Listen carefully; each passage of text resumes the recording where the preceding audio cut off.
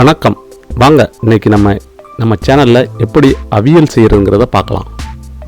அவியலுக்கு எந்த வகையான காய்கறியாக வந்தாலும் சரி எல்லாத்தையுமே யூஸ் பண்ணிக்கலாம். நீங்கள் இங்கே பார்த்திங்கன்னா நான் புடலங்காய், பூசணிக்காய், வெண்டைக்காய், கேரட், தக்காளி பழம், பீன்ஸ், குடமிளகாய் இதெல்லாம் வச்சுருக்கேன். இது இல்லாமல் இன்னும் உங்களுக்கு என்ன விருப்பப்படுறீங்களோ அந்த வகையான காய்கறிகள்லாம் நீங்கள் சேர்த்துக்கலாம்.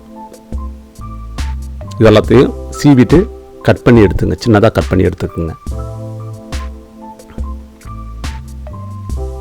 இப்போ என்ன பண்ண போகிறோம்னா, நல்ல ஒரு பெரிய பாத்திரத்தில் எண்ணெயை ஊற்றிட்டு நல்லா காஞ்ச பிறகு அதில் எல்லா கட் பண்ணி வச்சுருக்க எல்லா காய்கறிகளையும் போட்டு வதக்குங்க. அந்த பச்சை வாடை போயிடும், அதனால் அதுக்காக வதக்க சொல்கிறேன். வதக்குங்க.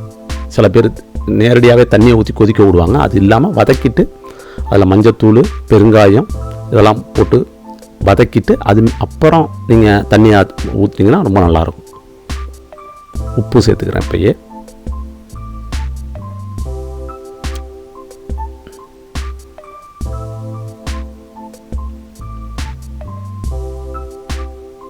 இப்போ தண்ணி சேர்ப்போம்.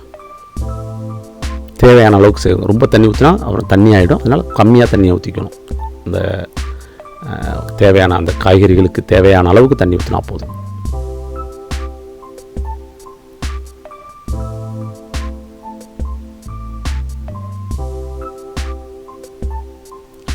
மிளகாத்தூள் அதுவும் ரொம்ப போடாதீங்க, கம்மியாக சேர்த்துங்க மிளகாத்தூள், அதுதான் நல்லது. வெங்காயத்தை கட் பண்ணி அதோட வேக வைக்கிறதோட சேர்த்து போட்டுருங்க. ரொம்ப வெங்காயம் வேணாம், கொஞ்சமாக இருந்தால் போதும். தக்காளி பழம், நல்லா தக்காளி பழத்தை வெட்டி போட்டுருவோம். இந்த வெஜிடபிள்லாம் எங்கள் தோட்டத்தில் விளைஞ்சது இந்த சம்மரில், அதனால அதை யூஸ் பண்ணியிருக்கேன். இந்த கேரட்டு கிடையாது, கேரட் இல்லாமல் பாக்கி எல்லாம் இன்க்ளூடிங் தக்காளி பழம் வரையும். அப்புறம் நான் இப்போ மல்லித்தூள் சேர்த்துருக்கேன்.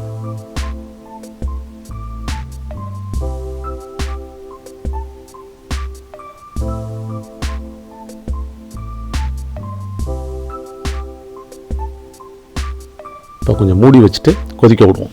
ஒரு 5 மினிட்ஸ் கொதிக்கட்டும். 5 மினிட்ஸ் ஆச்சு. இப்போ பார்க்கலாம். அதோட ஜீரகத்தூள் வாசத்துக்காக, அப்புறம் பெப்பர் அதாவது மிளகுத்தூள்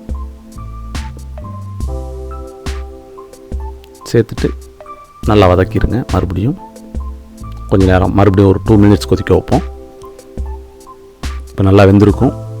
இப்போ இதோடு என்ன பண்ண போகிறோம், தயிர் ஒரு 1/4 லிட்டர் தயிரை நீங்கள் ஆட் பண்ணுங்கள். தயிரை நல்லா சிலிப்பிட்டு கூட மோராக கூட ஊற்றலாம். இப்போ நான் தயிராகவே சேர்த்துருக்கேன். இந்த பாருங்கள், இப்போ தண்ணியெல்லாம் தண்ணியே இல்லாமல் இருக்குது. ஸோ அது அப்படி தான் இருக்கணும் உங்களுக்கு.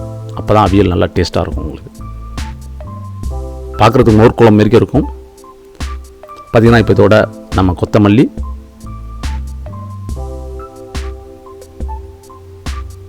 அப்புறம் கருவேப்பிலை, கடுகு, உளுத்தம்பருப்பு பொரித்து அதில் போட்டுருவோம்.